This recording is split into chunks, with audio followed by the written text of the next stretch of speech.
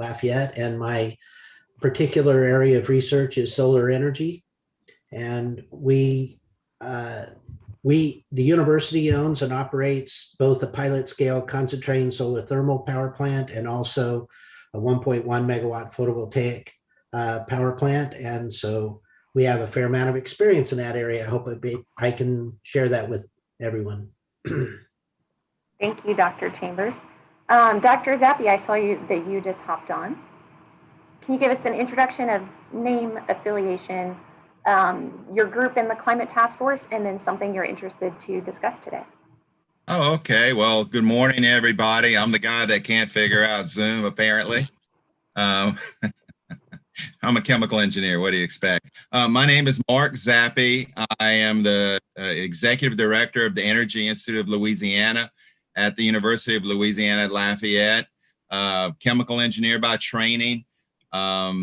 Very interested in carbon neutrality and technologies, how to get us there.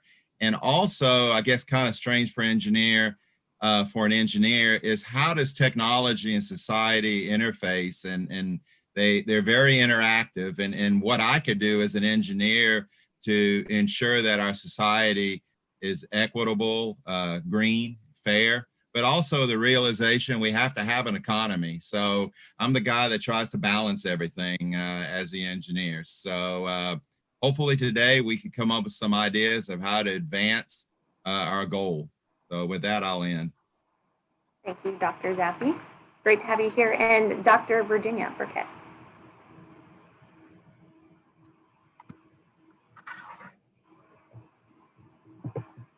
Yes, hi, Virginia Burkett. I'm with U.S. Geological Survey, and I'm co-chair of the Science Advisory Group with Dr. Zappi. And I'm interested in a couple of things with respect to, many things with respect to science and technology that would support the task force goals and the state. One is in inventory and monitoring. Mr. Bro mentioned that, and a few others regarding forest, but also interested in technologies and our universities' roles and the state role in advancing technology, air capture, carbon sequestration, and so forth. Thanks. Thank you, Virginia. Liz? Yeah, thank you, Lindsay. Good morning, everyone. I'm Liz Russell. I'm the Climate Justice Program Director at Foundation for Louisiana. I'm also on the Equity Advisory Committee. I'm really glad to be here today to really work together to develop some rigorous parameters that we can think about creatively what our research looks like that's needed to really benefit the people of Louisiana and make sure there are not unintended consequences for the new technologies that we support and that we're really seeing the benefits. Thank you, Liz. Great to have you here. Dr. Foti. Hi, I'm Jean Foti from Southeastern Louisiana University Chemistry and Physics Department. My research is on CO2 recycling, trying to turn CO2 in usable material for everyday applications. So I'm very interested in CO2 sequestration and new techniques to actually recycle CO2. Thank you, Dr. Foti. Rob Vercic. Oh, Rob, you're on mute. Sorry about that. My name's Rob Vercic. I am the environmental chair at the law school at Loyola University, New Orleans. Also teach at Tulane, was on President Obama's task force for climate change adaptation. And I am the chair of the group on the legal advisory group here. And I'm most interested in doing the things, trying to deploy research and technology in ways that reduce carbon the most for the least cost. And so I'm really interested in ways that we might be able to electrify the industrial heat systems that we use in industry and make those more efficient and make sure that we get the most bang for our buck as we're trying to eliminate carbon. Great, Rob. Thanks for bringing that perspective in. Dr. V, I'll go to you next. I'm Vijay Gopu. I'm Associate Director at the Louisiana Transportation Research Center. That's in Baton Rouge. And I'm also a professor at the University of Louisiana in Lafayette. I've been dealing with the transportation issues for over 20 years, involved as a director for several university transportation centers, and also have served as a department chair of civil engineering at Tulane. And I'm participating as a member in this subcommittee on transportation. And I'm going to chime in on issues related to transportation, how to make the system more efficient from the energy standpoint of view. Thank you, Dr. Gopu. Dr. Richard Hughes. Hello, everybody. Dick Hughes at LSU. I've been working with the Center for Energy Studies for a number of years, and I've been working in the CCUS space for probably about 30 years, unfortunately or fortunately. And I guess that's the perspective I would bring to the table here. But I'm really here to listen to see what other interesting ideas can come out. Dr. Hughes. Matt White. Yes, I'm Matt White. I'm Senior Vice President of Drax Biomass, located in Monroe, on the Power Committee. And we are a biomass company. We provide pellets to our parent company, which is Drax Group in the UK. We've converted our power station from coal to biomass, and we are currently looking at carbon capture opportunities on the tail end of our power station in the UK.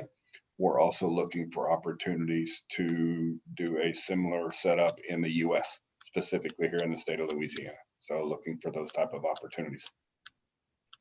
Thank you, Matt. Fran. I'll go to you next. Oh, Fran, you're also on mute. Okay, thank you. I'm Fran Harvey. I'm with Global Geospatial Institute, a nonprofit, and I'm on the Agriculture and Forestry Committee, and I'm interested in biogenics and the VOCs from that, and just an more accurate inventory as related to air quality and carbon sequestration. Thank you, Fran. Joe? Good morning, all. Apologize for my voice. I'm getting over a sinus infection, so I'm less eloquent than I would normally be. But my name is Joe Anati. I'm Vice President of Programs at a consulting firm called Gladstein, Neandros and Associates. We're based out of Santa Monica, but I'm based in New Orleans. We are focused on, as project developers for clean transportation. So I actually serve on the transportation board here, or subcommittee rather. And what I specialize, my team specializes in, is attracting and securing funding for advanced transportation projects. So we've been, as of late, we've been very successful in advancing innovation with heavy duty electric trucks, hydrogen fuel cell trucks, and some marine equipment as well. So looking forward to bringing some of that back home here. Thank you, Joe. And Mike Lindsay.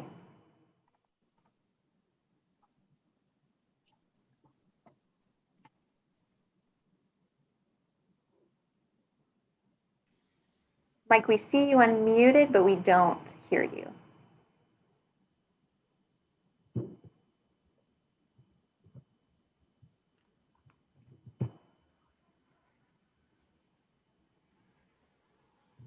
Mike, we still cannot hear you. You might have to hop off and rejoin. Maybe that will help. I know there are always some type of audio or video issues these days. Did I miss anyone, members? You all kept moving around my screen as we were going through intros. Okay, great. Well, as you can see, we have a really broad group of different researchers, but also perspectives to bring into this conversation. And with that, I'll share my screen. I'm just going to walk through a brief presentation.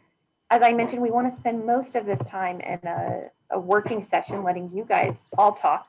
But just to frame up our discussion a little bit, this slide is familiar to our sector committee members, but I wanted to share it with everyone since we have some advisory and task force members on this call as well who might not be as involved in that action development process. But this is where we are here in mid-April with our cross-sector review workshops before committees are submitting their action proposals by the end of April. So we're kind of nearing the end of that deadline and wanted to provide an opportunity just to talk through some of those issues and get some different lenses as we prepare for that deadline.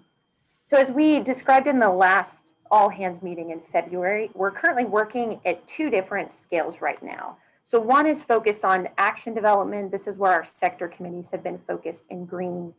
And then you can see here today, we're at that April cross-sector workshop point, which is really a key milestone in their process and the committee process to develop specific strategies and actions and programs for consideration. And we want to bring in the advisory groups here into the fold to provide some expertise and cross-sector lenses to those that are being developed. And then at the same time, noted at the bottom of the screen in blue, our advisory groups are they will start doing an evaluation sometime late near the end of next week at a higher level scale. So not on actions yet, since you all in the committees are still developing those, but at a higher level coming from some of those pathways conversations that we had in the February all hands meeting. So those are the 2 different tracks that you guys are working on right now. So with that, I want to dive into the point where we cross over between the 2. So and that's today and this week with the April cross-sector workshops. Again, the goal is to improve draft action ideas and identify new action proposals through a cross-cutting lens to identify those issues that cut across sectors and our advisory group expertise. So you can see on the right side, I framed the 6 different sessions, and you can probably tell that these don't fit squarely in any, or even in a small group of our sector committee. So these are some big gaps that we're just concerned or we're aware that might fall through the cracks if we didn't have these intentional conversations and really draw this out. So around advancing research, especially, this was a gap noted in most of our groups, but not talked too greatly about. So having this conversation to really expand upon that. But before I hop into this session in particular, just wanted to set some ground rules for this session. This is not an evaluation session. That will come later on for our advisory groups, but we want to focus on getting the best ideas for actions out there that we can. And so today is an important step forward to touch multiple actions. And we also want to hear from everyone. As you heard in introductions, all of you have a very different perspective, are doing different research or have different research needs. So would love to be able to hear from everyone on the discussion. And just a reminder to stay action oriented. We do want this discussion to be helpful to you all in developing actions. And so please raise ones that you're working on, ones that you're interested in or think need to be raised as we move throughout this discussion. Just to overview this workshop in particular, we want to think through research gaps and needs that are key in developing out our action ideas, but really all to help the state move forward towards the net zero pathway. So some of our goals here today are identifying research needs to advance specific actions and strategies, also identifying opportunities to develop or further build capacity of in-state technical expertise.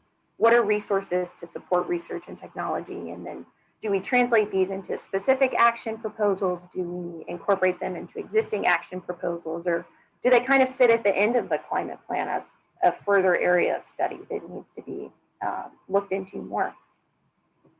So as we've been discussing actions in the committees throughout March, we started to identify a few research needs. So I realized that this is not comprehensive. It seems that as we dive into one research need, we identify 10 more that we have. So we're going to spend some time at the beginning of this discussion building off of this list of research needs, since this is just a launching point for us. And then from there, we'll go into talking through how do we then develop in-state expertise and attract new research opportunities that might help answer those questions and then some of our bigger questions in just reaching that net zero pathway. So just a few key questions and ideas that can start to get those wheels turning for our discussion. As I mentioned in that first time, the first working session we'll have, thinking through what research data and experience are needed to further technology development. And what are key research needs to advance specific action ideas and strategies? And then transitioning into how can Louisiana attract new opportunities to develop that expertise? What liability does that have? And then what federal, state, and university resources can be leveraged in meeting those needs. And just to reframe again, desired outcomes, we're going to focus on the needs, the in-state expertise, potential resources, and then how do we translate that into action related to our work. So I'm going to go back to this slide actually on the strategies and actions. And I want us to park here for a little while and look at what has been put forth by you all as our members, and where we can kind of build discussion today to advance our actions, to advance our greenhouse gas reduction in Louisiana, realizing that further research is needed on the technical side, but we also need to understand the legal mechanisms at play. What are the implications on equity? What are financial and economic factors that also need more research? Those are very important lenses throughout this effort and need to be infused in how we look at advancing research and what are the lenses that are brought in through that. So in that way, I'll rely on the advisory members to help bring in that perspective. And so before we try and troubleshoot how to fill gaps and what opportunities exist, I think we can focus first on just identifying those current gaps.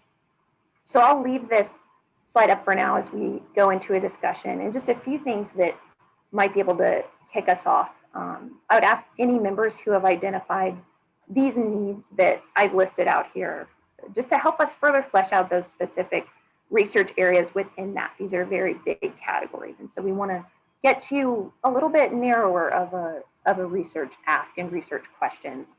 And two, I would ask, let's start to identify some further needs. And then third, asking our advisory members to bring in another lens for us here. So as I'm going to open up the floor for you all to take discussion where it may, and Colleen and I will take notes and make sure that we stay on track and on time, and save some time at the end and in the second half so we can walk through some opportunities to address those needs. So with that, members, I'm going to open the floor and see if you all have any thoughts on enhancing research ideas and research needs we have. And I see a hand raised by Rob. So you can kick us off, Rob.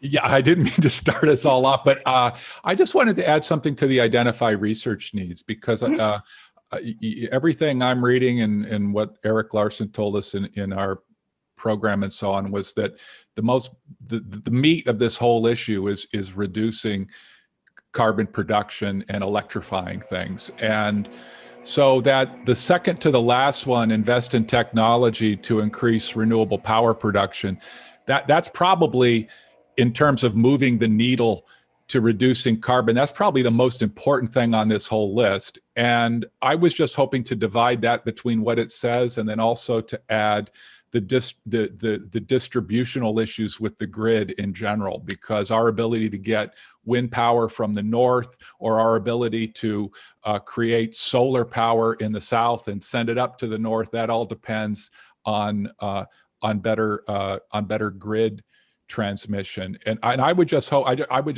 we are able to spend a lot of time on that, because that's where the reduction of carbon is going to come from, going forward, the lion's share of it anyway. Thank you, Rob, for kicking us off with that. I agree that that's a very important point for us to start on. And with that, I would ask you, or possibly Dr. Chambers, who also I know does a lot of work in the renewable power space, to help us think through how we can narrow in on those asks and those research needs inside of this. If I were to make a comment on the research needs, what I would say is that, first of all, we don't have to start from scratch, because the National Academy's Pathways document lays out a research agenda that is needed. It's a national research agenda, but then we could take that as a framework if we wanted to, and then adapt it to Louisiana. In general, what they identified as key areas of interest is, like Rob said, electricity generation, the industrial sector, energy storage, fuels, carbon capture, use and sequestration, siting challenges, technology demonstration projects, and manufacturing. So that, within that framework, actually, when I look at the research needs that have already been identified, they still fall within that framework. And so we could be thinking about, my input is that we could start there and then focus in on the things that we especially need to address for Louisiana, what we have in-state expertise for already, where we need to develop new in-state expertise. But I think we can do that. Thank you, Terry. I do remember that you had raised those as similar comments that were noted in the pathways research. So I'm curious, if we take that, one of the things you mentioned was energy generation. What can we hone in on as the specific research needs within that? Rob or Terry, I would ask you guys to think about that. Well, okay, I don't want to dominate the conversation here, but in the electrical generation sector, I think that the lowest hanging fruit for Louisiana is solar. And so the immediate question is, what is the best way to implement solar in Louisiana, and what technologies should be used, and what should we avoid? And then also, the transmission issues that Rob mentioned, those are very critical, transmission planning. And then how do we build our grid so that it can accommodate the increase in intermittent sources in terms of solar and wind? And so energy storage, of course, comes into play. And then other than solar, we, also offshore wind is something that I think represents a very good opportunity for Louisiana. And there's all kinds of research questions having to do with that. Rob, that was a point that you had raised on offshore wind as well. Do you have any specific ideas around that there? Yeah, I am not the expert in offshore wind, but it does seem like it's something that's that long term would be a really good thing for us to look at. I mean, we're building pilot projects in the Atlantic. We should be doing it in the Gulf. One of the things that, as I understand it, that is that we have need for is to understand how we can build projects out in the Gulf with those turbines that'll survive Cat 3, Cat 4, Cat 5 hurricane conditions. And what I understand is people are working on that, and people think it's possible, but that's an obvious area. I think another obvious area would be getting the electricity to land, because we're going to have to go through the wetlands to do that. That poses a problem. But probably not an insurmountable problem. And we would want to know a lot more about how that would interact with our coastal restoration plans, because any infrastructure we put on the wetlands is going to compete against that. So we just want to understand how that works. If I could build on that a little bit, because I agree with what Rob is saying and what Terrence has said, I would also say, just to encourage us to think not in the long term about offshore wind, but also think about it in the more short and immediate term, especially due to the fact that we are already supporting the construction of offshore wind in other parts of the country. But I would also encourage us to support research that connects it directly to Louisiana's economy and existing manufacturing capacity, as well as offshore supply capacity, and really encourage us to make some linkages there and draw where the parallels are. And from an economic opportunity perspective, where are the places that we need to cultivate and invest in Louisiana people, so that as we invest in this new infrastructure in Louisiana, we're also benefiting the livelihoods of Louisianans, which also makes us all more able to adapt to climate impacts at the same time. Thank you, Liz and Rob, for raising the other considerations that are important alongside the technical development that we're considering, impacts on the landscape and on our people as well. And with that, Michael, I know Michael's on our finance advisory group. Michael, do you have any thoughts on understanding the financial impacts of that? Well, to kind of build on what Liz just stated, I agree with her 100% that we should probably first kind of really define what our role is going to be as in the state as it relates to this net zero economy. Clearly defining what our role is going to be and what is our competitive advantage as it relates to the net zero economy. And if it's energy infrastructure or power sector or clean energy innovation, then I think that when it comes to the question of research, attracting research opportunities, it should follow what we do best in our state and what we have the present infrastructure to support.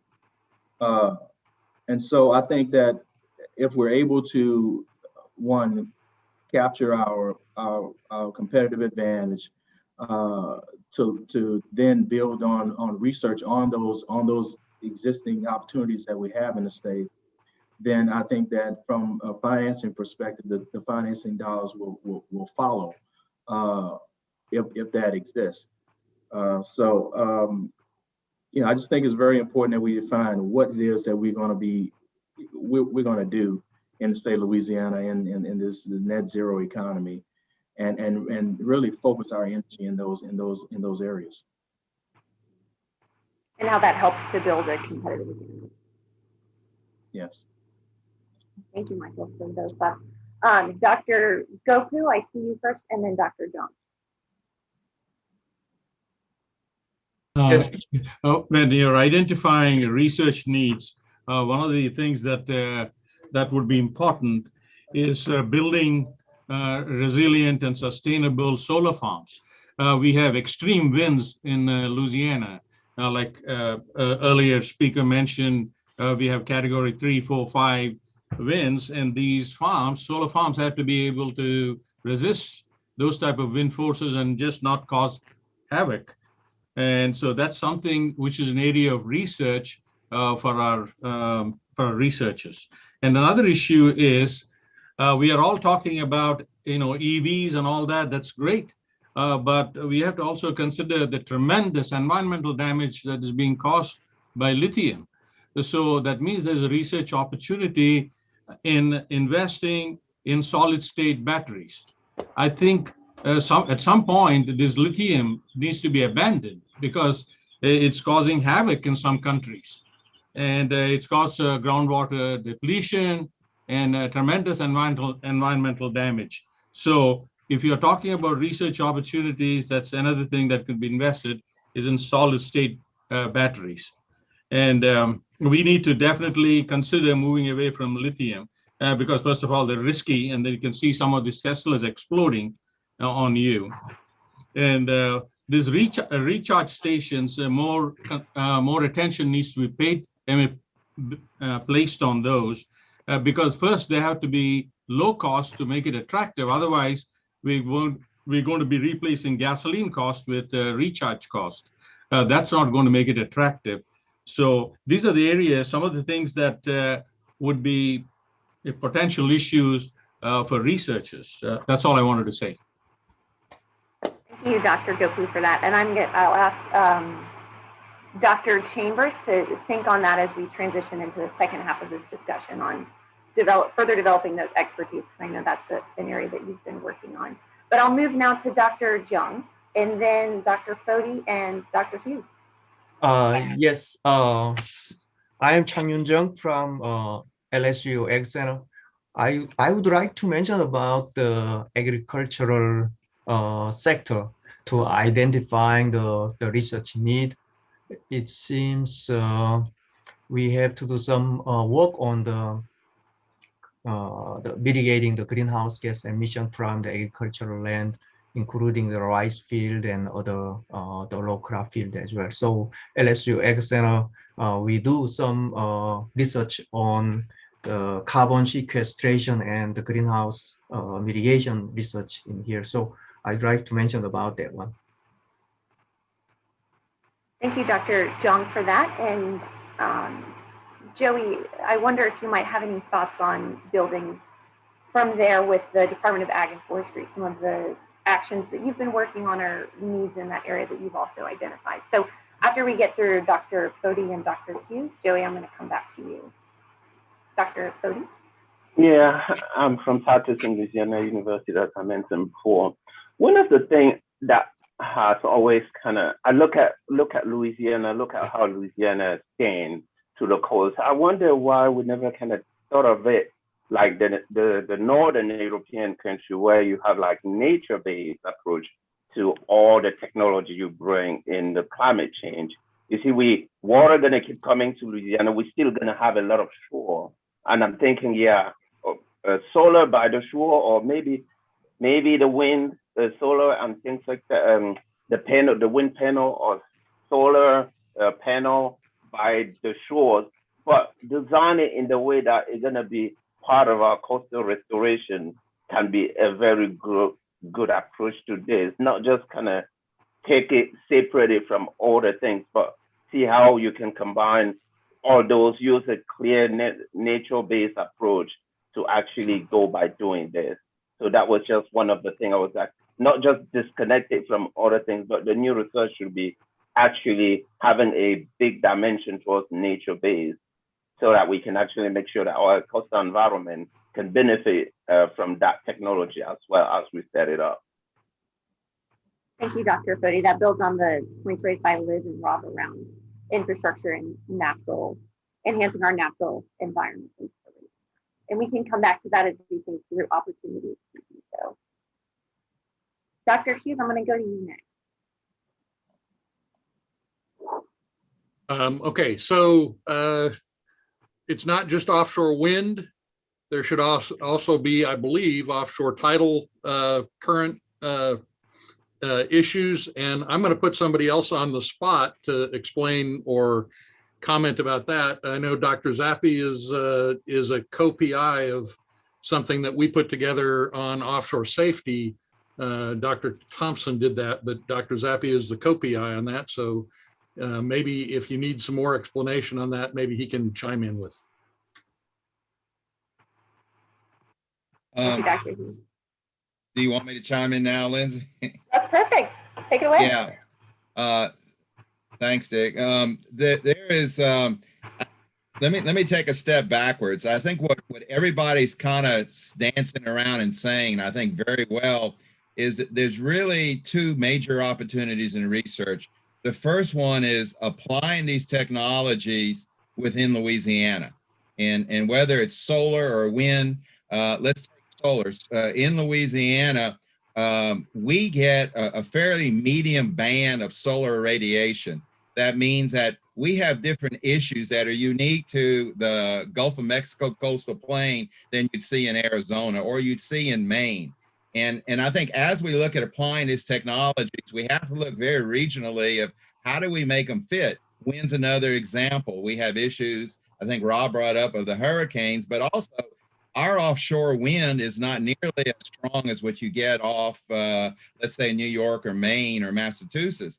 But it doesn't mean we can't play in this. It means that we have to direct our research to address the shortcomings and the positives of our current geographic location, our geographic location. And on the offshore, whether it's ocean hydrokinetic, wind energy, offshore solar, we have different unique situations and challenges that you would have in Washington State. A classic example is the Department of Energy spent years developing and still are developing lignocellulosic ethanol. Great idea, but nothing they researched was applicable really to Louisiana, and we had to do our own research to try to make that fit into our geographic and economic situation. The second opportunity is, could Louisiana's manufacturing capability and with energy and chemical, can we apply that to service the whole global green economy that's emerging? So we have two opportunities. How do we apply technologies in Louisiana for Louisiana conditions? And I'm very optimistic we can, but that needs the research. The second part of this is how do we adapt Louisiana to become the global energy state to supply the knowledge and technology to apply those technologies to the unique conditions all around the world. So I think those are two really key opportunities that we're all talking about. And with that, I'll stop talking. And I'll jump 1 second in, and I would say you've got the same issues with the geologic environment. And so it's both application and it's just different than where people have done things in the past. And so Louisiana is a unique place, and let's treat it that way.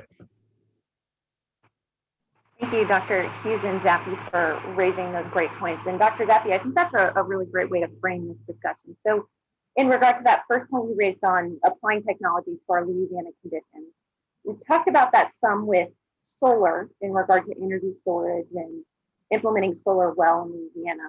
And we've also talked about offshore wind too, and how do we adapt that to our wetlands and ecosystems of Louisiana and communities and the financial considerations. And then a little bit in the ag sector as well. And transitioning into the ag sector, Kyla, I see your hand raised. Perfect. Yeah, sorry, I didn't mean to interrupt, but just on the same theme, thinking about what we have in Louisiana, we can't forget the vast forest resource that we have, and thinking of the bioenergy piece and how utilization of like low grade, low value wood can help improve forest management. The residuals from sawmills can be utilized. So I just wanted to make sure that's in our thought process. Kyla, to that point you raised, I wonder if you or Matt would be able to talk a little bit about the work you guys do with DREX and the research that's been done to get you to this point. Sure. I'll jump in here if that's all right, Kyla. Yeah, that's great.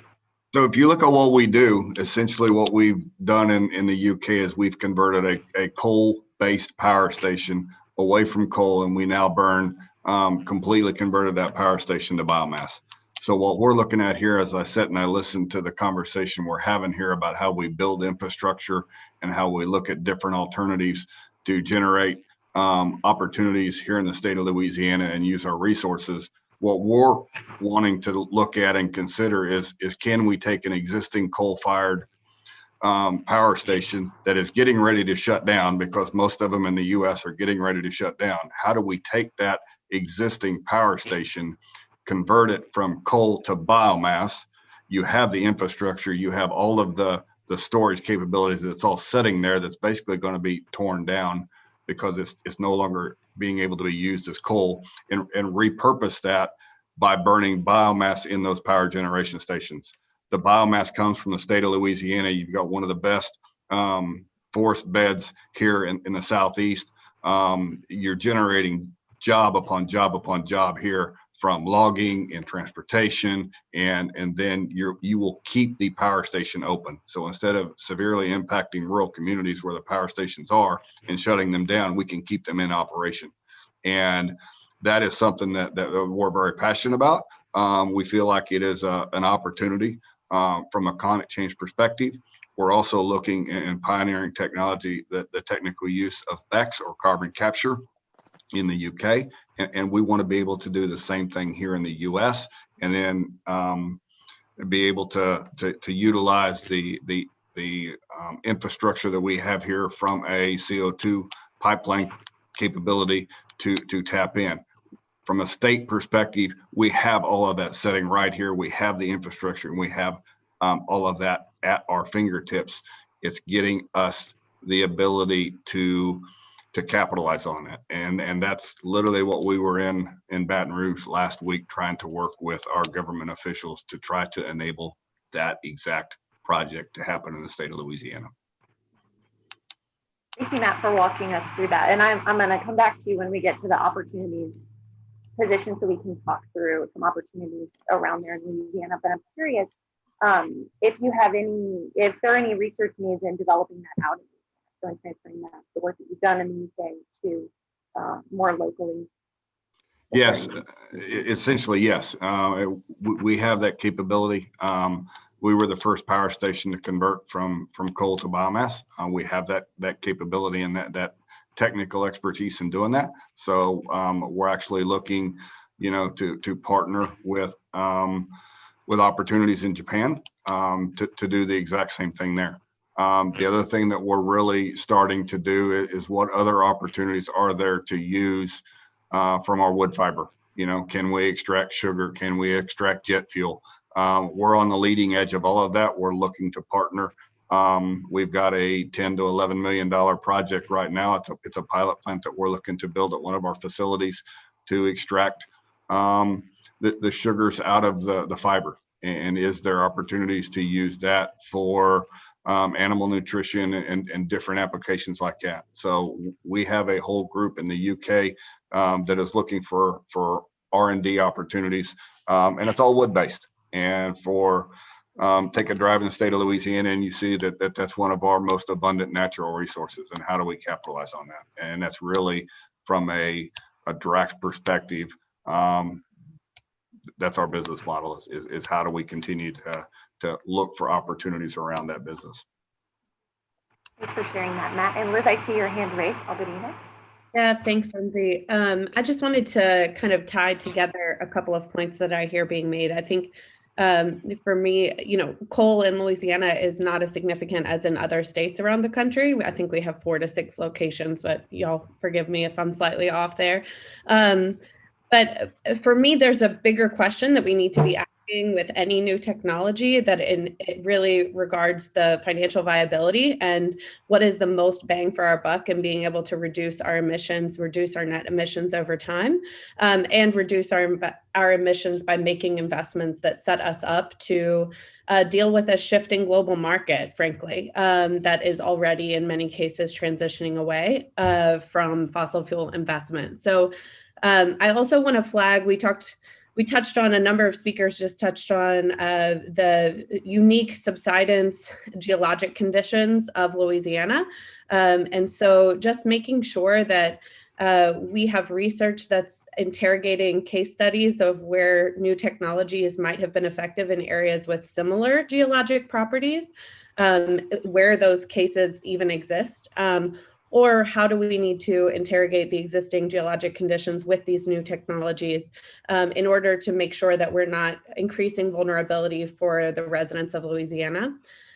So just to flag those 2 things in particular, I think there are additional questions in terms of how we define effectiveness of a new technology, both from a financial perspective or from a technological viability perspective over different time horizons. So what is the time horizon by which we're researching the effectiveness of any of our investments? And how does that interact with, again, the global market forces that are at play, the existing evolution of Louisiana's geology and ground conditions with sea level rise and subsidence? And other questions about existing infrastructure. I think the point was made regarding existing pipeline infrastructure, and I've in previous conversations heard that most of our pipelines are actually not equipped to transport carbon based on their existing design and structure. So research around specifically what existing infrastructure do we already have in play that would be able to be utilized for these new technologies, and where is that technology or that existing infrastructure actually not viable, and where would we be expanding new infrastructure? What investment does that cost? What implications does that have for surrounding communities that in many cases have experienced decades and generations of marginalization and targeting for infrastructural siting in the first place? So long rambling set of research questions and implications there, but just connect some dots. Thank you, Liz. Those were great thoughts to raise. Before I say anything, I'm going to go to Rob next, who also has a hand raised.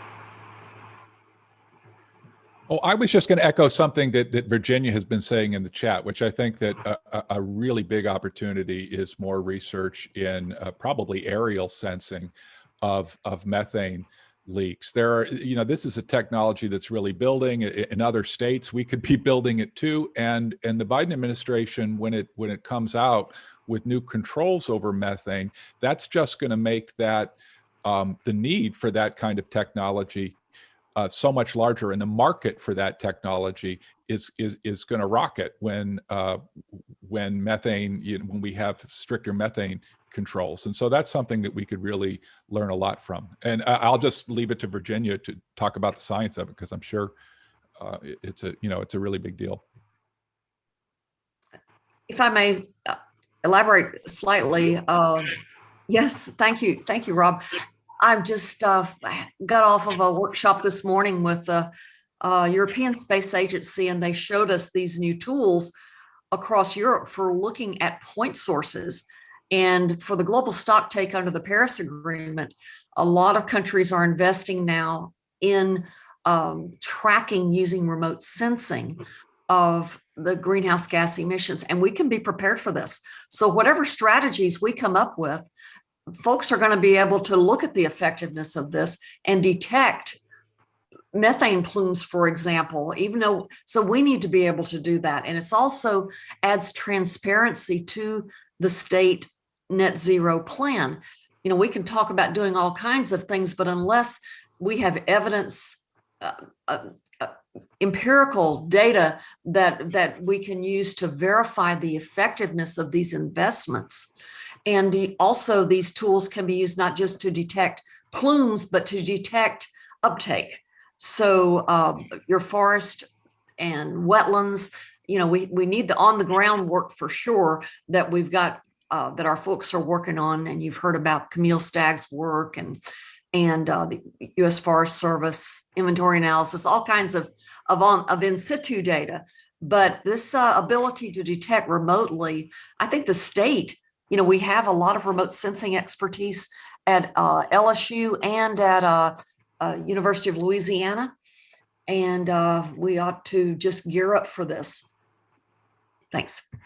Thanks for sharing that, Virginia. And are you aware of the specific scientists or centers at LSU and UL that are doing that work or could further that research? Yeah, there's a group that actually does training at UL. I can get you the name of those folks. That would be great. That'd be great for us to connect with them on that too. And I know Adam Peltz, who works with the Environmental Defense Fund, he couldn't make the call today, but he would be great to loop into that conversation as well. Okay. Yeah. We could think through that.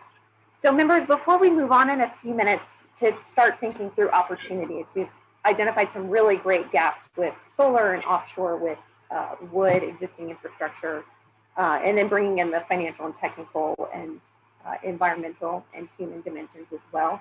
But I did want to raise in this conversation, there are a few other big research needs that are identified here.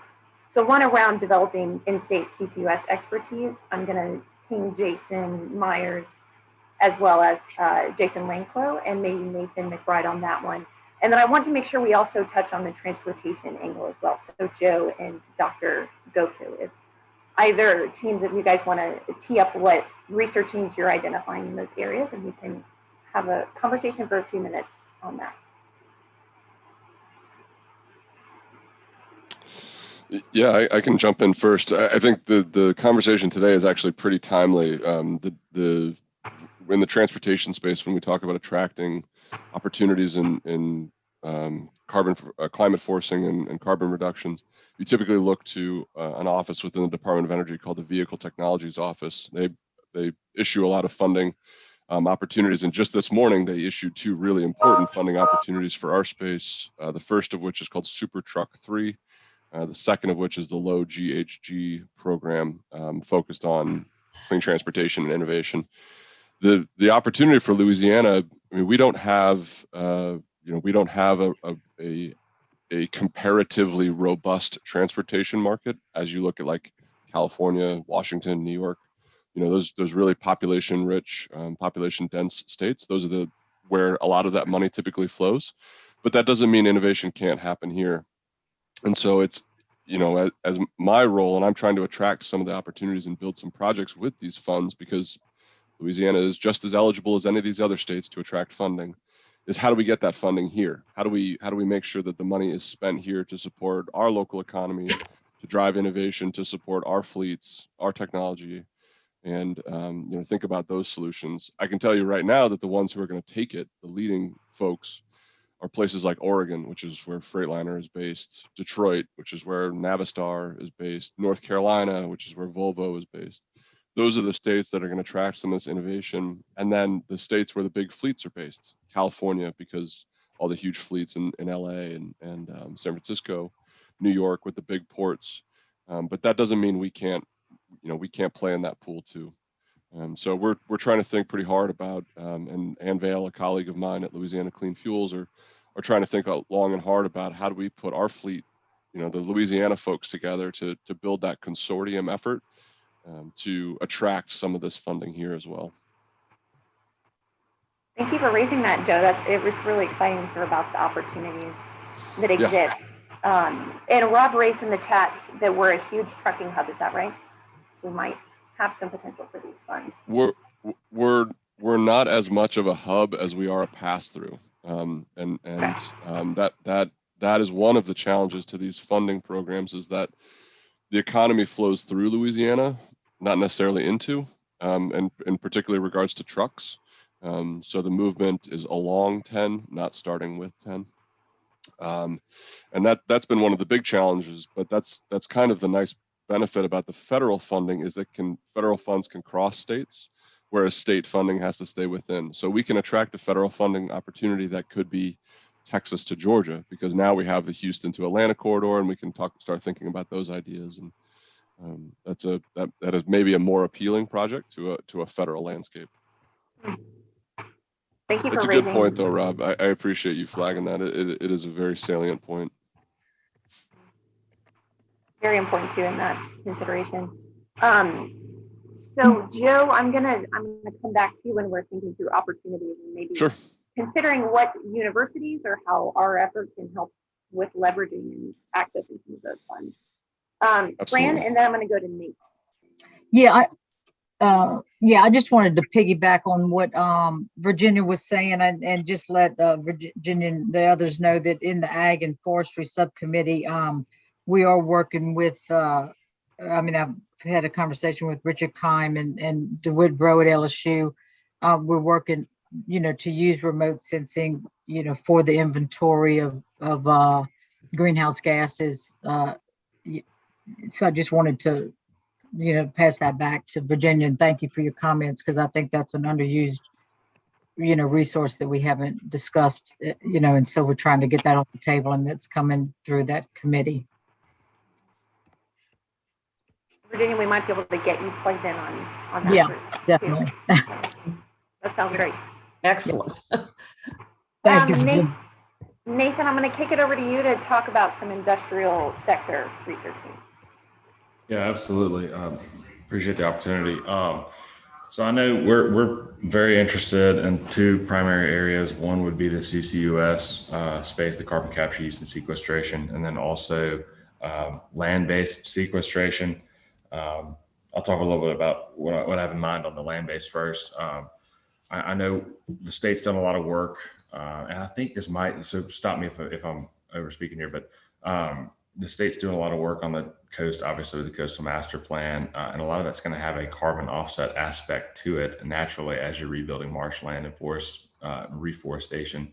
And I guess my question is, how much thought is going to be put into I guess quantifying that potential carbon offset, and also how much research is going to maybe go into future iterations of the coastal master plan to look at a carbon aspect of their plans, right? Like, are there certain species we could consider over others for their carbon offset? So that's just something I wanted to throw out there, an idea for potential research as we're doing these iterations of the coastal master plan.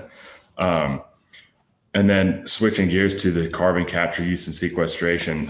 One of the areas that I think, based on conversations with our members and with folks on at the state level, that would be helpful is helping to get some of these projects over the hump from an financial perspective would be to reduce some of the cost of associated with site selection and de-risking.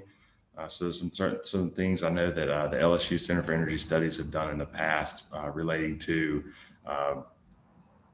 going through public records and working with DNR to identify potential sinks for carbon that are close to existing infrastructure, and basically going through and taking a first cut at classifying those, so that when a company is coming to consider Louisiana for investment, that kind of takes off like this first level of research that they have to do, and helps, it makes their job a little bit easier, which obviously drives down that capital cost a little bit. Thanks for kicking us off in the industrial sector, Nathan. I see Dr. V's hand. Oh, Lindsay, you're recognizing me?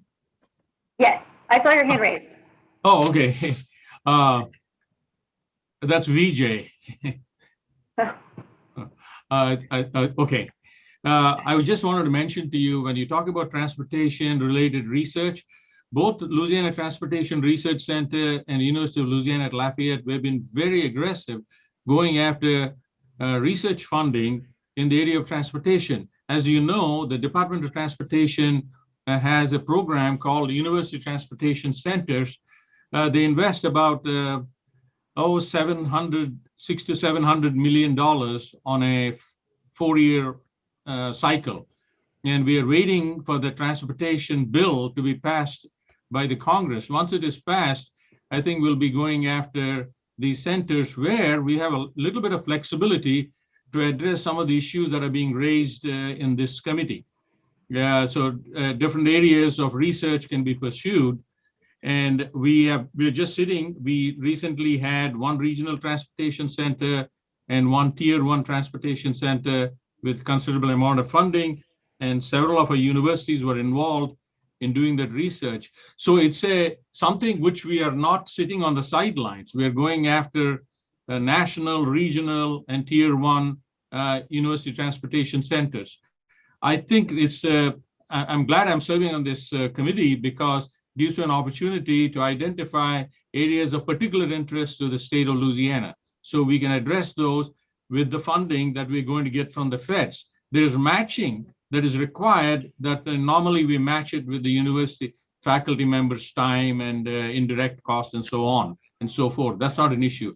But that's one of the biggest sources of funding that our universities have from the feds, because the National Science Foundation does not fund research related to transportation. They leave it to Department of Energy and the DOT. That's one of the challenges we have going after federal money from the National Science Foundation. I'm bringing this up because I just wanted you to be aware we are pursuing as much as we can to get our share of the federal money. Well, that's also exciting to hear on the transportation front. So Joe and Dr. Gopu, do you mind if we come back to you when we transition to talk about opportunities? Surely. I think that's a great discussion point for us and possibly for both of you two to have offline. If I can redirect us back to this industrial conversation, I see some notes going on in the chat regarding that, and I'm curious from both of our Jasons on the state side if there are any further research needs that can be identified here. I know that was something big that was raised in manufacturing and in the mining and oil and gas groups, and if there's anything that we can think through on the research needs side there. Yep. Hey, Lindsay, good morning, and good morning. And Jason Myers, I'll kick it over to you, but I just wanted to echo a couple comments and kind of touch on some of the things that Liz brought up and also with Nathan. So on the CCUS front, obviously that this is a huge pillar for the state that we've been looking at for a number of years. And the reason why it's so important, and I'd like to qualify why we're looking at it, is that we see it as a key tool in the toolbox in the terms of, when you look at Louisiana's geology, when you look at our potential for doing sequestration work, the opportunities are immense. We're also seeing unprecedented interest from companies from all over the world who have operations here, who are looking at very sustainable and innovative ways to sequester carbon. So I think for us, the focus has been on trying to bring research dollars that directly support those efforts. Carbon has been sequestered in the United States for over 50 years. We've had companies that have been doing it successfully. You have a project in Illinois, which is the largest current sequestration project that's happening, but there are a lot of other examples that have been done. So there's still a lot of homework to be done, and we're hoping through a lot of the initiatives that we're doing, both on our ad hoc committees and on some of the other work that Louisiana is doing at the Department of Natural Resources, that it's going to position Louisiana very well to turn this into a carbon management economy, to work with our businesses and industries on research development and also on project implementation. So on the mapping side, we're trying to work directly and in the process of trying to get something set up at the Water Institute of the Gulf to look at and analyze areas, just as what Nathan described, on identifying key potential sites that potentially might be sinks both onshore and offshore, and looking and trying to work with DOE right now on some research and grant opportunities to do that. And I think that that's just a critical piece, is to identify specific areas in Louisiana that are ready for that type of development. On the infrastructure piece that Liz brought up, that's a fantastic comment when you look at, just repurposing of pipelines, repurposing of how do we make sure that our infrastructure grows and that it's being done in the right ways that supports carbon management. It's a very complicated subject area, and the reason why that's the case is that it's what do you do? Do you do projects to bring the infrastructure after projects are done, or do you try to invest early in infrastructure and then do projects after? So there are a lot of federal efforts that are happening right now. The one that's kind of driving the most right now is the DOE program related to the SCALE Act, which specifically helps with carbon dioxide infrastructure development, both in the transportation piece and the pipeline piece. And I think what that potentially will do, we'll look at kind of the regionalization and look at trying to look at hubs and how do we build this into a larger, not just Louisiana industry, but work with our state neighbors to turn this into kind of a more of a hub type approach. So I think that the efforts that are happening, DOE announced back in December that there is a substantial amount of research and development dollars and demonstration dollars on wind, carbon capture, and some of the others. So I think that there's that relationship right now, and what the governor has done to reach out on a lot of these key issues is really driving a lot of interest in these areas. And our main role has been trying to make sure that we're ready from a training standpoint, that our staff is familiar with all the regulations, and looking at opportunities to make sure that we can do this and grow this program the right way. So just thank you so much for allowing us to talk on that, and look forward to talking some more about it. Thanks, Jason, for that tee up. I see a hand from first Nathan. I'm not sure if that's an old hand, and Dr. Robert Vercic, and then Liz, and I saw Richard Hughes had a hand as well. Yeah, I just wanted to clarify on the de-risking comment. What I'm getting at is the amount of money that companies are having to expend in the initial exploratory phases to identify potential areas that they would want to then do more due diligence on. So if this can kind of cut out that first initial round of research that would save them a little bit of money, so they can focus their efforts on a smaller list of potential sinks. And then as far as the long-term liability goes, those are issues that have to be worked out down the road. That's not what I was getting at there. I was getting at the initial, just kind of helping these companies narrow their focus, really, is what I'm getting at. And what Jason mentioned is what I was alluding to. So I just wanted to clarify that. Thank you, Nathan. I'll kick it over to Rob. Yeah, I just wanted to try to clarify one other thing about the CCUS, and that is it's a huge pillar in one way. It's a huge pillar of, certainly a huge pillar of the financial model that fossil fuel industry is using. I mean, there is going to be a market for people in the United States and outside to want to bury their CO2 somewhere. And there might be a market, probably will be a market, for wanting to do it in Louisiana. CCUS is, at least as I understand it, and talking to scientists who are working on it, it's not a huge pillar in actually reducing carbon within a particular jurisdiction. Most of the ways that you would cut carbon and get to net zero, the lion's share would be something other than stripping the CO2 from exhaust and burying it under the ground. Eric Larson, who delivered the Princeton study to us, he said exactly that. When I asked him, I said, is the lion's share of reducing carbon in any state, is it connected to renewables or to upgrades in the oil and gas industry, I asked. And he said, exactly, he says it is linked to renewables. So it's not that it's a bad idea financially, although it may or may not be, we don't know, but it is not a central pillar for reducing carbon in Louisiana to net zero. It is a safety net below that. It's like, buying a Peloton, bicycle when you're trying to lose weight.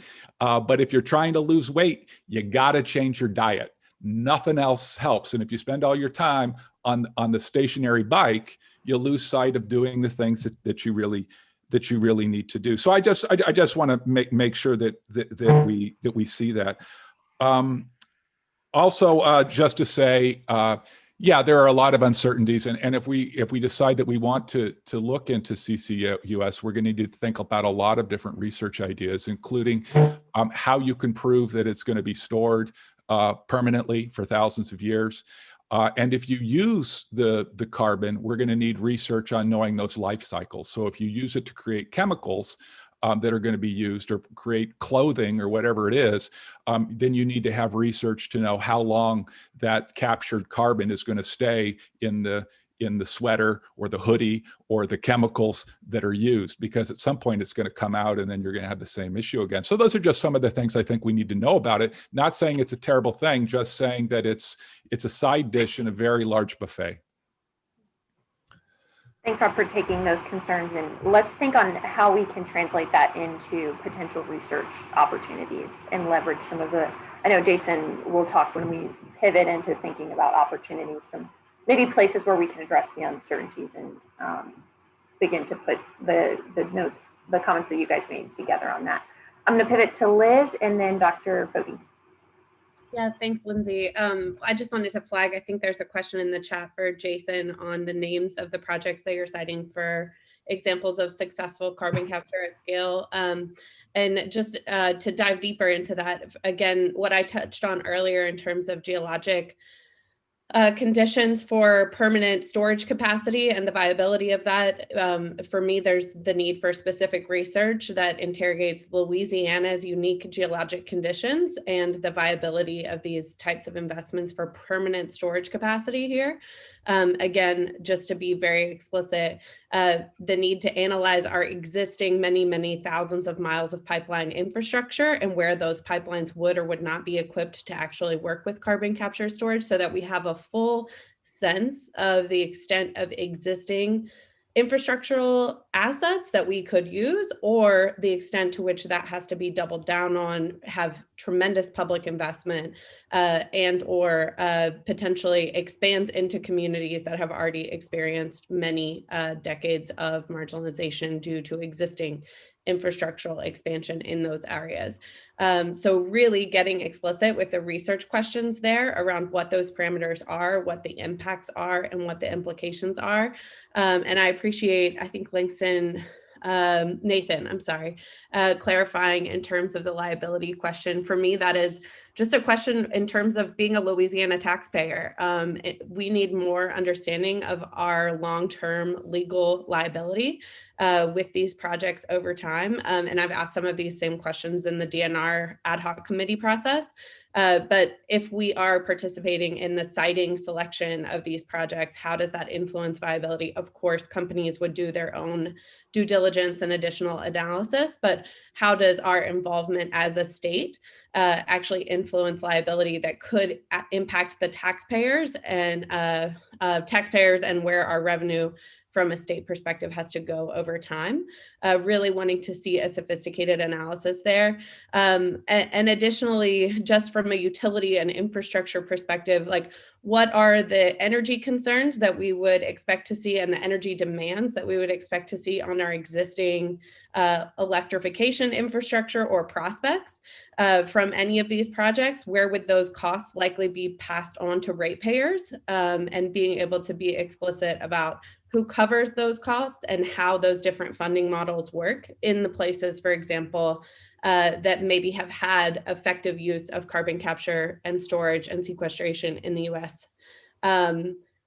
And depending on how we define effective. So lots of follow-up questions there, could get a lot more detailed, but for me, all of the research questions that we're pursuing as a state have to look at the state's viability from an economic perspective and a liability perspective over time, as well as the risks to Louisiana people. Thank you, Liz, for those great points of consideration. And Jason can speak to this better. Jason Myers and Jason Lincoln can speak to this better than I can, because they're chairs of they're one of the co-chairs on the manufacturing and industry, Jason Myers, and then on mining, oil and gas. But I know we do have some members in each group that is working on what an action proposal looks like around assessing the environmental risk or creating an EJ analysis around CCUS. So Jason and both Jasons, if you guys have any ideas on that, feel free to chime in, or I can connect Liz and Rob with you guys after this meeting so we can think through that more. I'll go to Dr. Hughes and Dr. Foti, and then let's transition into opportunities section after you guys talk so we can save some time for that discussion. Okay, thanks. So as somebody alluded to, or I guess Nathan alluded to earlier, I actually work with the Center for Energy Studies and the de-risking. What I would say to Liz is the de-risking that Nathan may be interested in might be for the companies, but we kind of walk a line in our work because what we want to, we live here, right? And so we want to make sure that we're doing this and doing it well as well. And so we're hopefully going to advise Jason and his folks in the DNR on how they should assess some of these issues that you're bringing up from a regulatory standpoint. But we also talk to the companies that are trying to propose these, and the de-risking that we try to do is actually all types of de-risking. So most of the companies have not been as aware of the climate equity issues as what has been brought up in these meetings. And we bring that up in our meetings with them. We talk a lot about siting from the standpoint of our geology is different than most. It looked like Virginia put in here that the induced seismicity isn't quite as much of a concern. That we're finding that as well. But we also have these issues with sort of the subsidence creates what are effectively faults, but that we don't know the sealing capacity of those faults, and so we're looking at those things. So I would say, with all encouragement, that we need a lot of work on how do we assess that information, or how do we assess the storage capacity of these things and the site security. And we got some ideas, but by the same token, we're different. So I want to make sure that again, if it's done and done well, de-risking is also for the state, not just for the companies, and for the public, Rob and Liz, does that provide some clarity? Would it be helpful to discuss further with Dr. Hughes and his team? Okay, great. Dr. Foti, I know you're also very relevant in your work that you're doing in this area. Good day. Yeah, I was going to just touch on two things. CO2 sequestration underground is still, in the short term, it seems like a solution, as Rob said, but it brings a lot of other issues because we have to monitor it to make sure it's not leaking back and that it's not going to create any other environmental disaster that we're going to have to deal with. Now, going back to what Rob was saying, in terms of irreversible attachment of CO2 in other material, I have seen paper on, using CO2 to make aspirin. That aspirin is not any different from the other aspirin we're taking, or using it to make a polymer like a carpet. That was not going to be releasing any CO2 anytime soon than any other carpet if you're using the same kind of starting material. Just use CO2 as a C1 to make the material. So it's, for most part, I think irreversible attachment of CO2 in material to make new other things that we can use seems more sustainable. And I think that's, in my opinion, the new area where many industries can, because if you think about it, our current industry is not going to just stop producing CO2 tomorrow, because for some, it's not even possible to stop producing CO2 from what they do. So if we have a way that we can actually capture that to turn it into something else, then that provide them some kind of incentive to start thinking about reusing it, recycling it, or maybe use it to finance the cost, the cost to actually add those new technology to capture it. But I still believe that, in the long run, the irreversible capture of CO2, recycling into new material probably is the best way to go. Thank you, Dr. Foti. Dr. Hughes, I see your hand back up. Do you have something to build on with what Don said? Well, it's a little bit different. I think one area that we're having difficulty in somewhat doing some of those same assessments that we've been talking about is more of the climate equity. I think there's probably going to be a lot of sociological, or I don't know what the right word is, but we have difficulty really assessing what's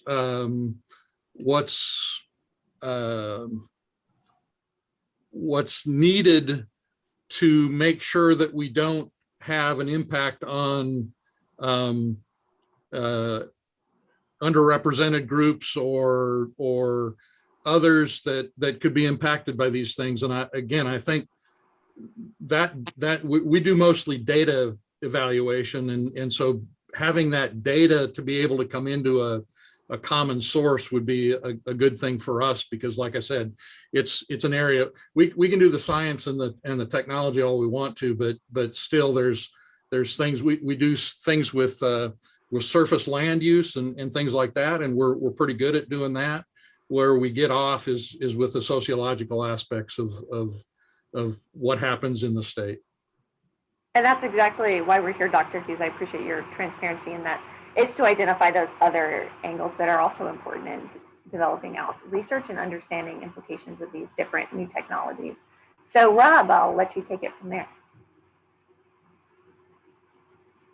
Oh, you're on mute. Yeah, thank you. Another thing I think that we could use research on, because, and here again, I'm trying to focus sort of on the goal of reducing carbon in Louisiana, as opposed to the goal of creating some other kind of industrial, business magnet or whatever it is. And we're unique because we have these big refining industries and petrochemical industries, and they're really hard to decarbonize. But there are efforts going on in other parts of the world and in the United States at developing new ways of electrifying industrial heating systems, process heating systems.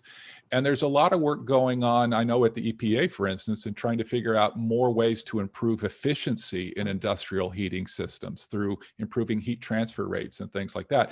And those things can really reduce the costs and increase the durability of those facilities.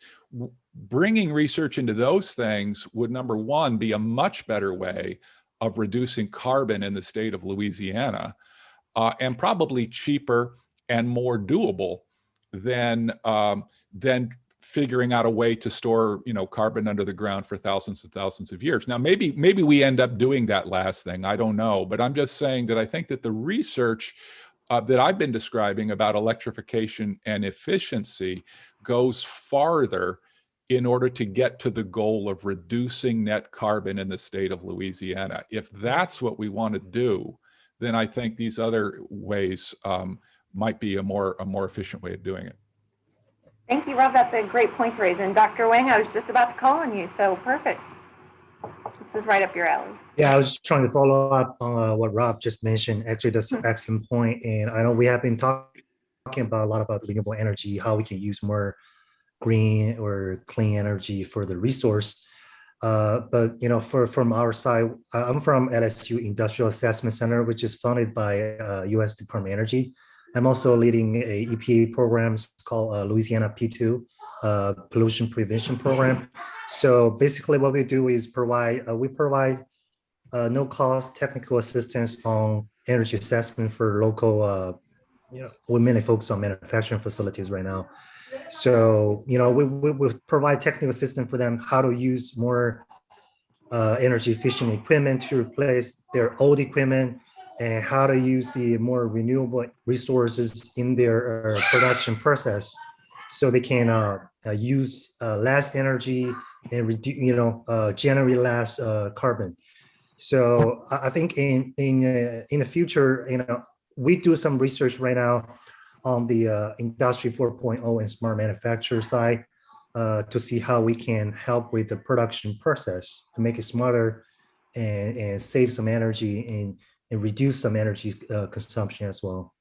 But again, so we do have those technical assistants within Louisiana help with the small, medium-sized manufacturers.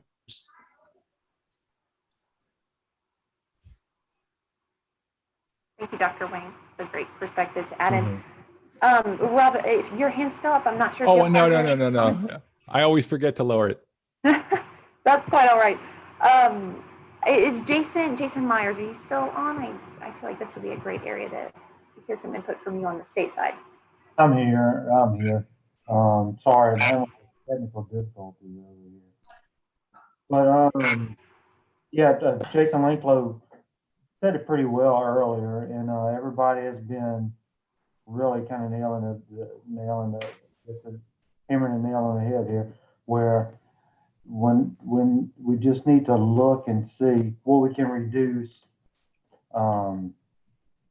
also. And I do want to mention one thing I was trying to look up. We had been in touch with a guy from University of Arizona who is also working with Jet Propulsion Laboratory to do methane sensing, and he's planning on actually flying over some Louisiana sites. And actually, the governor's office kind of pointed him to our direction. And I was looking for his website to kind of share it with everybody in the chat, because they've done similar things in California already.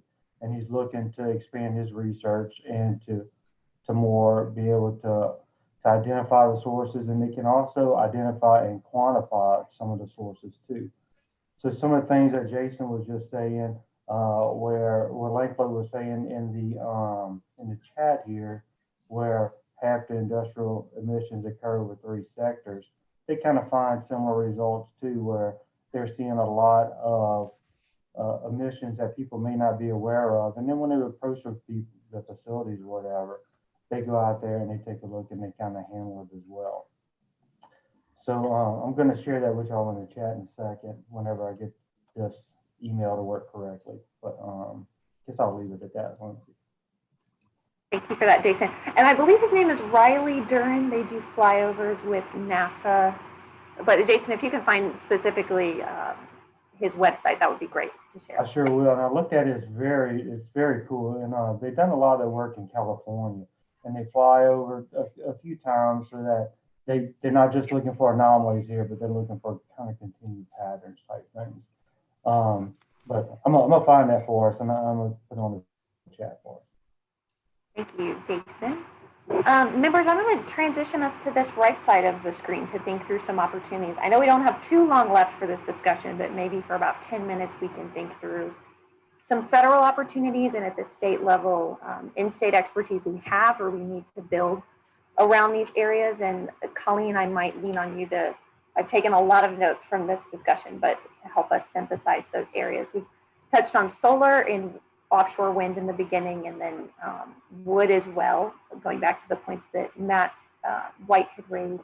We talked about methane leaks and aerial sensing, transportation, and then in this industrial sector, we talked about CCUS and then other opportunities as well in industrial technology. So I know we don't have time to go one by one through all of those, but if we can begin to think through some opportunities to answer these research gaps or way to begin to address and build that in-state expertise, I'd welcome any ideas you all have. If I could jump in, right? Can you hear me? Yes. Okay. Real quick, because I'm going to have to leave. Just wanted to state that it appears that there's a lot of research being done in silos across the state on various subjects in this arena, and it would appear to me that there might be an opportunity to create a center for research and development surrounding not only how we reduce carbon emissions for the state of Louisiana, but the economic benefits of the technologies that can be created and how we help to transition our present economy from this state that we're dealing with fossil fuels into a different type of an economy, dealing with clean energy. I think that some thought needs to be given to that, whether or not we actually try to leverage our efforts to create research dollar opportunities. I think one of the earlier speakers rather said that he was talking about transportation and how the economies of Oregon and some of the other states were gaining research dollars because they were the hubs for certain aspect of transportation. And so if we look at our opportunities to take advantage of what's present in Louisiana and the things that we do best and consider that in the process, I think we'll maximize our efforts and prioritize them at the same time. I think that's all I had to add. I'm going to leave you guys. Thanks. Thank you, Michael. That's a really great idea to develop a center that focuses on the research, the economic development, possibly bringing in the angles that Rob and Liz had mentioned earlier as well on the natural side and on the community aspects as well. So we'll let you run, but thank you for teeing up that idea.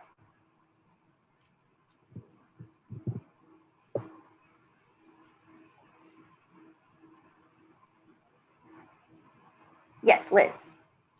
Yeah, I just wanted to maybe dive into the operate and maintain the emissions pathway models for Louisiana, just to add a little bit more detail.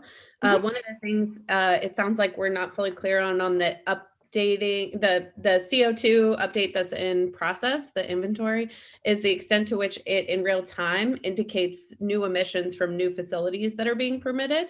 So just making sure that when we support this research, that understanding our existing emissions and how they evolve regularly and evolve in real time with new facilities, new technologies, new reductions, all of those things, that we can actually sort of watch that occur, and that the emissions pathway models are actually working sort of in an iterative way with that, and with the ongoing update that would be necessary. Absolutely, Liz. Thanks for raising that. Dr. Chambers, I know that you've done a lot of work alongside Dr. Zappi. I know he had to leave for class in developing out some in-state expertise. If we could think about that idea for a few minutes, where do we need to build the in-state expertise around solar, as you mentioned? We also have talked about offshore wind and some other clean energy technology to build on the point that Michael just raised as well.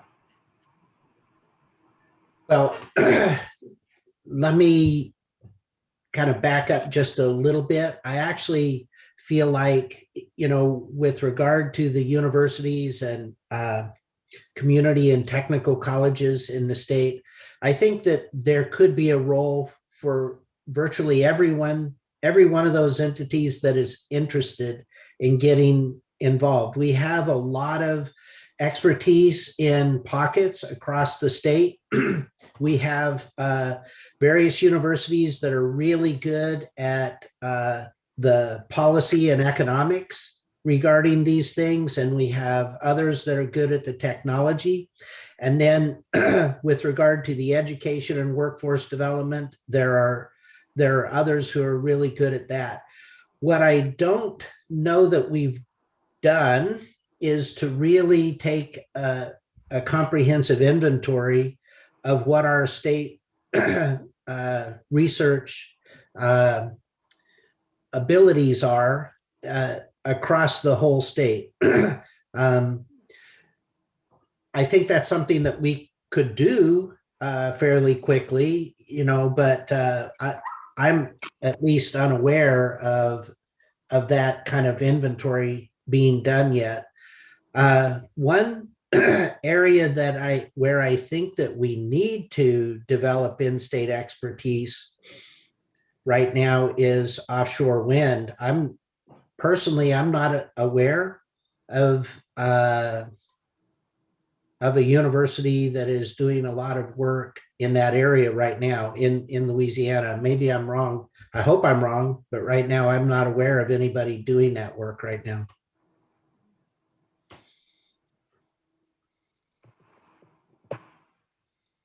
Dr. Hughes, I'm going to take it to you. Well, I'll just follow up basically. So part of this offshore safety thing that Mark stepped off on, I know was the partner was actually, I think it was Oregon State University, who has done a lot of work in this area. And I'm guessing, again, I'm probably putting words in people's mouths, but I'm guessing that part of the reason for partnering with them is that they are further advanced than what anybody is around here. But we want that technology, or we want to get some expertise down here as well. So that's about the only comment I can make on that one. That's a great idea, understanding what other research institutions outside of Louisiana are doing as well. And Dr. Chambers, I do really like that idea of creating a comprehensive state inventory of what are our research abilities. We have so many different institutions even involved in this work that have very different expertise and work going on in this area, and we want to be able to expand on that. Liz, I see your hand. Yeah, I know there's a whole breakout session on the mitigation and adaptation overlap, but I wanted to flag that here in terms of overlap. Just to note that, you know, Louisiana is one of the few places nationally that is both tied to a lot of the industries causing emissions, and also really already experiencing climate impacts on a regular basis. And so just making sure that we're thinking about that in terms of research, both in terms of existing asset vulnerability to climate impacts, but also future investment vulnerability, and where those future assets might experience climate impacts, how they need to be designed to accommodate those future impacts, where they need to be placed in terms of siting. But just looking at that overlap between the sort of adaptation and resilience and the mitigation side, and making sure that's built into our research question. Mm-hmm. A great consideration to raise. Before we move forward, just for the next few minutes, I wanted to circle back to a few points that were raised by Matt White on opportunities. Joe, you had referenced in transportation, there are some opportunities as well. And then Jason, I know at the federal level, Jason Linko, there are some opportunities as well there that we might be able to think through and answer some of these research questions with. So I wanted to hand it off to any of you three that would like to talk more on those.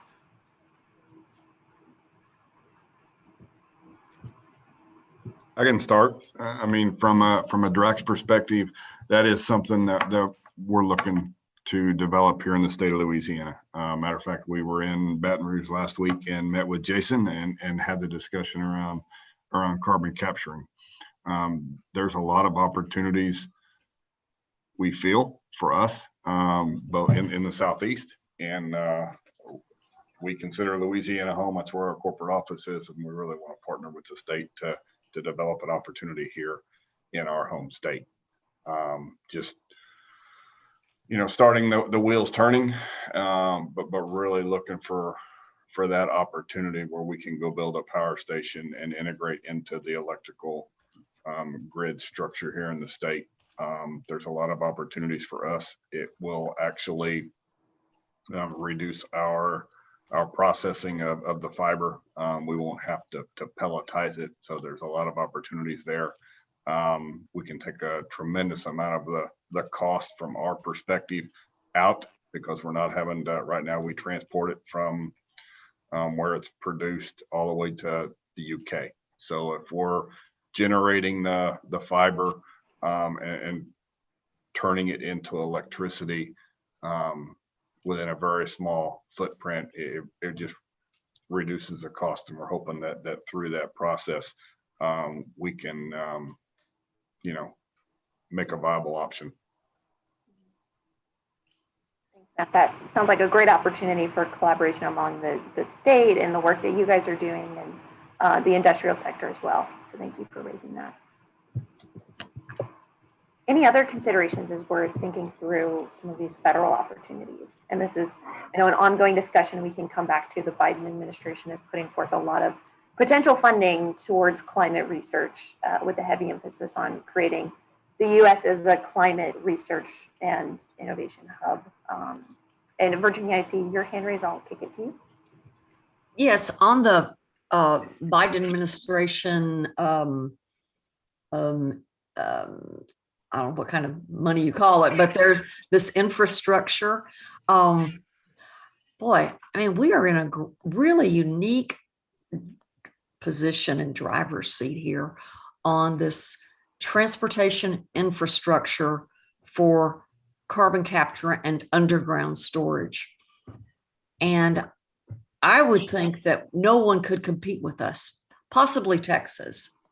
But if we move quickly and smartly on this, and I would assume it would come from the governor's office, there would be maybe DOT, that we would have the opportunity to submit a proposal to develop an engineering plan, considering our state geology and all of the we've been doing CO2 enhancement for enhanced oil recovery for decades, and the existing wells, it's not just the geology, but we have all of these underground, we have wells already drilled that we can retrofit and re-enter for underground storage. We just have this unique opportunity. So Lindsay, if you could take on some sort of endeavor to investigate this, that would be really smart, I think.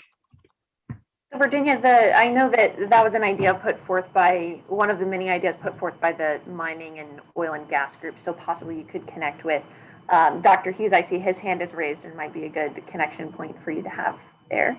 And Dr. Chambers, you can follow right after Dr. Hughes. Okay, yeah, thanks again.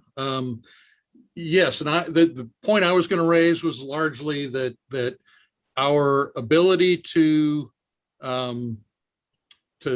leverage these federal dollars are enormously enhanced if we have industrial partners. The most of the, except the National Science Foundation, I think most of the other organizations that fund research have gotten to this idea that you gotta tie it to industry somehow in some way, and so that's a connection that if we can get the state to help us with, that would be really, really good. Or if there's something that comes out of these meetings that would be fantastic. And yes, Virginia, I would love to connect on some of the things that you've talked about, because I would turn it a little bit around where sometimes that infrastructure or those wells work against us. It's not always a good thing that those wells are there. So again, our piece is, I keep bringing it up. We live here. We want to stay living here, and we want it done safely and effectively. And there's balances that have to be made on all this stuff. And I think Liz made some really good points. Rob made a point in the chat about the Petronova plant, and I think that's another area where I got to swallow my pride as being a petroleum engineer and let them know that actually the Petronova part of it was really, really good. It actually does the separation capture, and it does it really, really well.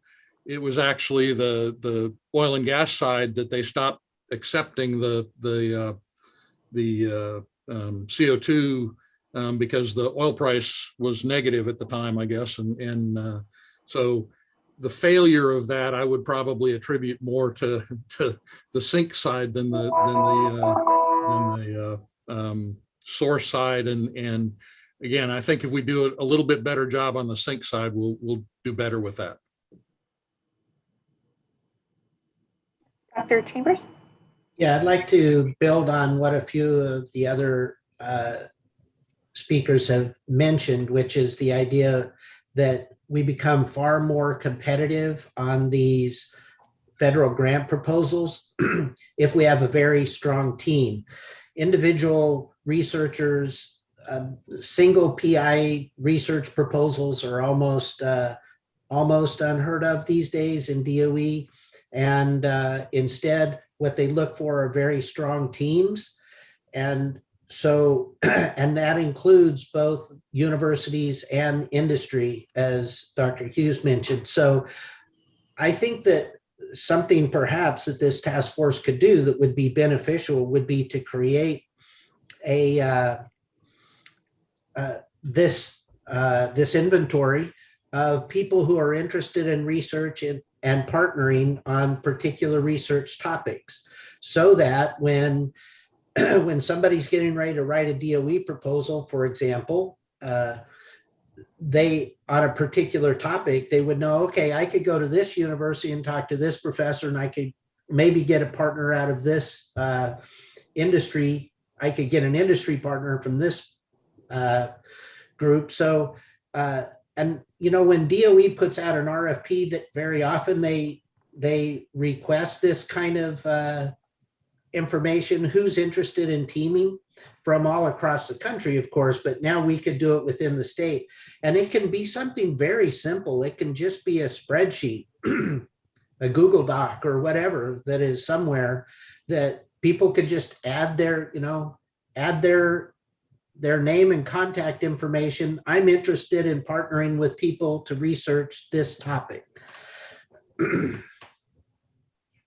Thank you, Dr. Chambers, for raising that point. And just to echo, Liz made some comments in the chat box. And Liz, if you wouldn't mind just expanding on that for a minute, and then we'll move on to identifying some next steps. Sure. Thanks, Lindsay. I need to look at which one I said first. So just to follow up on Dr. Burkett's comment on the existing wells and pipelines, and then I think Dr. Hughes just followed up on that. I think or maybe that was Dr. Chambers, forgive me. I was typing, so I wasn't looking at who was speaking. But just to highlight that the conversations on the DNR CCS ad hoc committee process have been, it seems like it's been coming up about our existing wells and our existing pipelines and whether or not those can be used for future investment in CCS or CCUS infrastructure. And there's some questions in terms of permitting and liability and just the technological viability. So just wanting to highlight the need for future research into the viability and, again, considerations of existing infrastructure for future technologies that would serve a different purpose. So making sure that our research parameters are including existing infrastructure and the impacts that that might have on future technologies, or the ways that existing infrastructure can or cannot be used for those future technologies. So just highlighting that as a research need that feels like it's overlapping with both the DNR process and this climate task force. And then following up on Dr. Hughes's point, just wanted to highlight again the need for the understanding of global market forces. I think you mentioned with the project in the Midwest and their viability being influenced not by the actual engineering capacity and technological viability, but the global market forces. So again, wanting to highlight the need for how global market forces and global economics are affecting the viability of new technologies in the state of Louisiana, because we know already that has huge impacts for our working people when many of our industries have been tied to those global forces. So just making sure that we have research that is interrogating our relationship to that evolving future and that evolving set of economic conditions that are global market forces with local impacts to Louisiana people.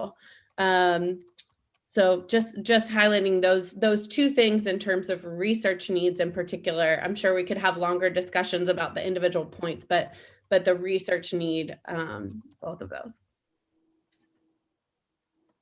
Thank you, Liz, for raising that. And I think that can be, and just to note that we will transcribe the notes from this session and not just share with you all, but with the other members who couldn't participate in this discussion or in other discussions, but working on related actions, that they would bring these into their considerations. And if there are gaps with what certain groups are working on, that we would be able to work through that with you all to make sure that they are not still existing gaps.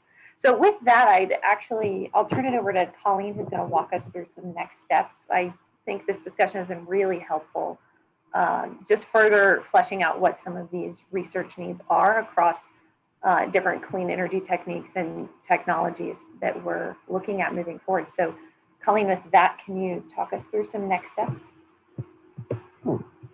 Sure. Thanks, Lindsay. I have been furiously trying to keep up with notes as everyone's been talking and what has been an incredibly fruitful discussion this morning. So I will try to synthesize some of the things that I heard, but know that we will be going back through and filling in some gaps in notes and following up with you guys afterwards as well.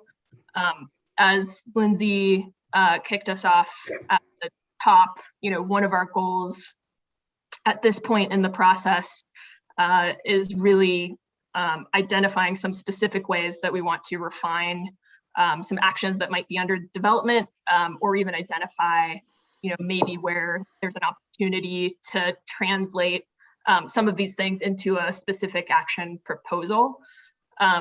So with that in mind, flag a couple of the things that I heard, and maybe where we can also talk through or just identify next steps of people who could connect on some of these things. One of the things early on, and that just came up again, is understanding our competitive advantage as a state in a net zero economy, and understanding how that advantage shifts in a global market. So I know, Liz, you just mentioned that. I think we had some other folks who were talking about that as well. Terrence mentioned at the top that there's the National Academy's research agenda sort of nationally, and there might be an opportunity to actually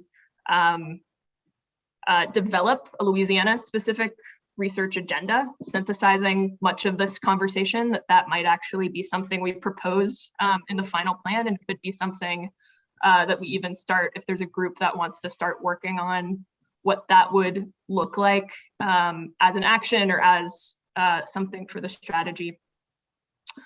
We also talked about a number of very specific research needs within specific sectors. So there was a lot about energy generation, some of the specific needs around solar and sort of resilience of solar technology, resilience of offshore wind, transmission planning. These are a number of things that are coming up, of course, also in the power sector, but there might be an opportunity there, and Rob and others might be good kind of connectors of what some of those specific research needs and where they might actually fit into some of the ongoing actions within that group. Aerial sensing and remote sensing technology came up as both a issue with methane leak detection, but also a connection with agriculture, forestry, conservation, and waste related actions. There might be some interesting tie-ins there, and I wonder if there's some connections to be made across groups on that. And we also talked about transportation and the connections between the fleet consortium efforts, Louisiana's efforts to attract federal research funding, and some of the needs in terms of research needs and transportation. So some connections there. And then I think one of our sort of big topics of discussion was around, a number of these interdisciplinary sort of feasibility and impact analysis issues around CCUS. So I heard geological conditions, viability of using existing pipeline and wells, permitting and liability, technological viability, community impacts and environmental justice concerns, potential for competitive advantage for Louisiana, use opportunities and life cycle analysis, air quality and public health. And I wonder, I know that some of these issues have come up even in the mining, oil and gas and manufacturing and industry groups, and there might be some folks on this call who could connect there and actually help draft some of that up as its own action. And then also, I know Rob raised some of those other industrial sector research needs for what are some of the other ways that we can, decarbonize or electrify the industrial sector. And so wanted to kind of flag that too. And then this sort of last bit of the conversation, I thought the comprehensive state inventory of our state's research needs and how, that might be its own action or kind of be part of an action on building up something that might look like a Louisiana Center for Research and Development around a lot of these interdisciplinary issues. So policy and economics, technology, workforce development, looking at that comprehensively. And I know that there was much more, but that's what I synthesized and captured. Thanks, Colleen. That was a wonderful summation of all of the different topics that we got to discuss today. I would ask our members, is there anything that Colleen was missing? My recommendation is that since we're almost at noon, we can synthesize these notes for you all and maybe in the relevant committees have different members who are present here coordinate with the members of your committee that are working on actions possibly tied to some of these research needs we've identified that might be able to enhance their understanding of the gaps or the questions that exist in those actions. And then it seems like there are some good connections just to make among members in this group too, to start talking through and thinking about some similar concerns or some ways to answer those concerns. And I might identify for you all a few of those overarching considerations around a research agenda and a center for research and development that possibly we can get a few of you together and start thinking about what that looks like. Have we missed anything and missed anything in that? And I'll plan to follow up with you all shortly. Sound good? Thanks, everyone. This has been such a wonderful conversation. And before we finish, I just wanted to see if there's anyone in the attendee list, any members of our public or other groups who wanted to offer some comments or raise any additional research needs. With that, I would offer that if you just raise your hand, I would be glad to unmute you. I see, perfect, I see Eric. Eric, I am promoting you to a panelist. I think he disappeared. There we go. Eric, you're on the panel.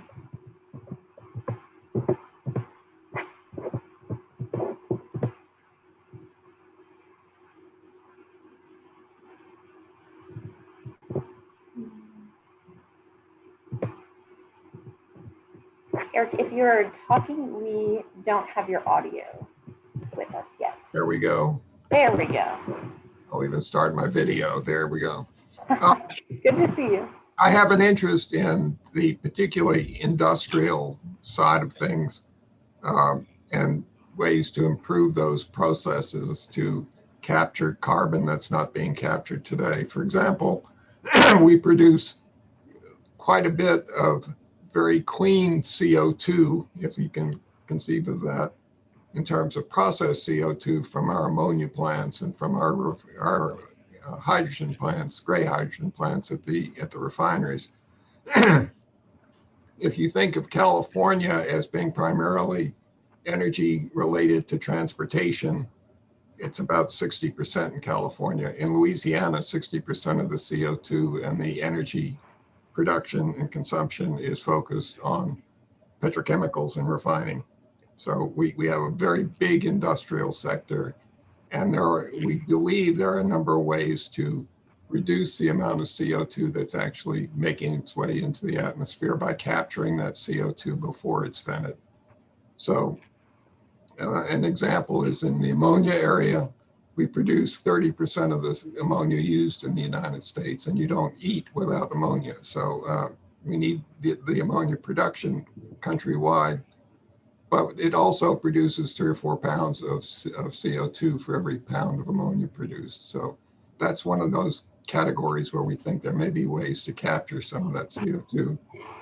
The other big area that I think needs to be considered is the idea of using our nukes.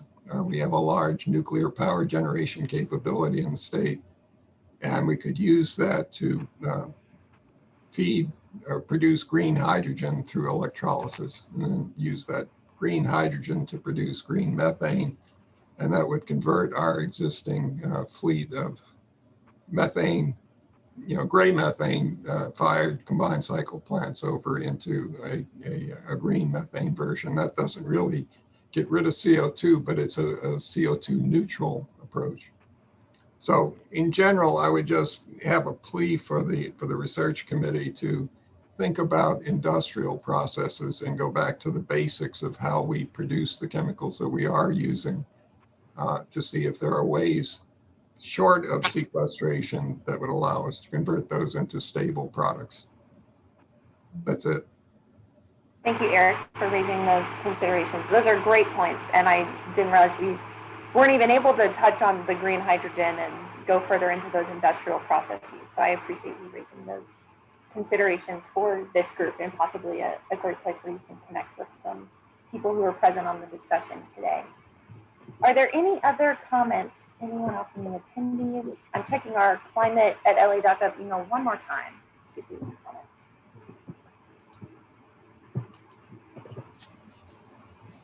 Seeing that there are none, I just want to thank everyone for attending this session today. This was really productive, at least for our team, and I hope for all of you as well. I'm more than happy to make connections where helpful among groups and research entities, and also following up with next steps to create the space to really enhance the actions that we're developing. So if there are no further comments, we can adjourn for the morning. Thanks everyone for your time. Thanks, everyone. Thanks, Lindsay. Thanks, Lindsay. Bye-bye. Thanks, everybody. Excellent meeting. Yeah, good job. Thank you. Thanks, guys.